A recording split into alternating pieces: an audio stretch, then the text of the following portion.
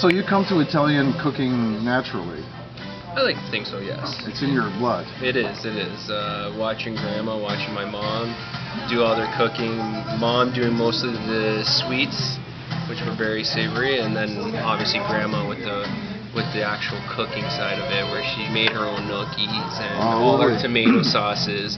My father, he was very into making the salami and the wine.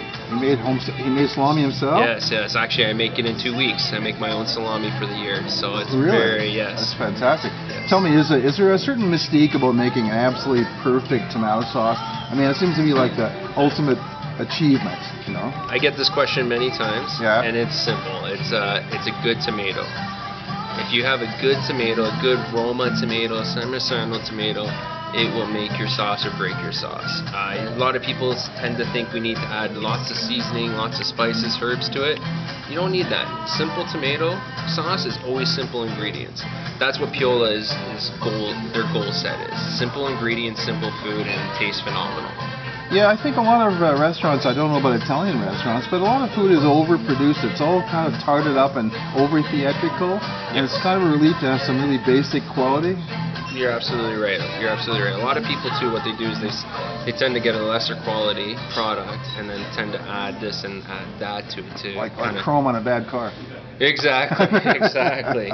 So they tend to do that where, if you just take the time and really buy a good product and really look for it, you'll have no problems with it. Is Italian food, in your estimation, very labor intensive? Well, I'm thinking about making ravioli, for example, from scratch.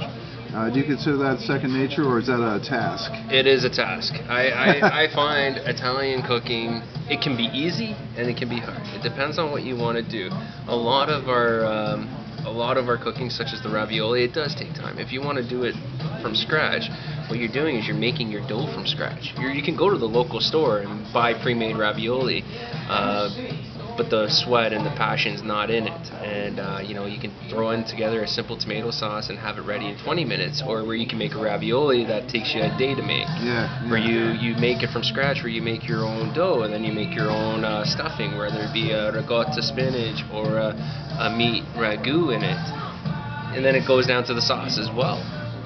But the customer couldn't tell the difference, right? I mean, it's easy to tell. I would hope a customer could. I find a lot of people when they come in here and they try our gnocchi, they look at our gnocchi and they see that they're different sizes and that they're all handmade, and then that the sauce we bring in it's got that nice bright vibrant color to it, and that you really see that it's not dark and coming out of a bottle.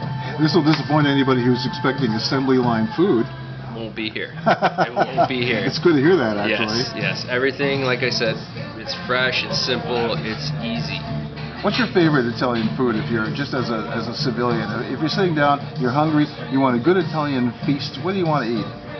You know what the funny thing is? And I always do this when I go home on Sundays to see my mom and my grandmother, is a simple antipasto platter. Really? A nice plate of cheese, a nice plate of salami, a nice plate of olives. We have something that's pickled vegetables. We call it giardiniera. Those things, for me, I could sit there all day and eat that. It's the best dish for me. But if I had to eat a nice main course dish, believe it or not, pizza. I've been doing it since I was 8 years old, but I still enjoy a good pizza these days. Absolutely. Thanks, Stefano. Thank you.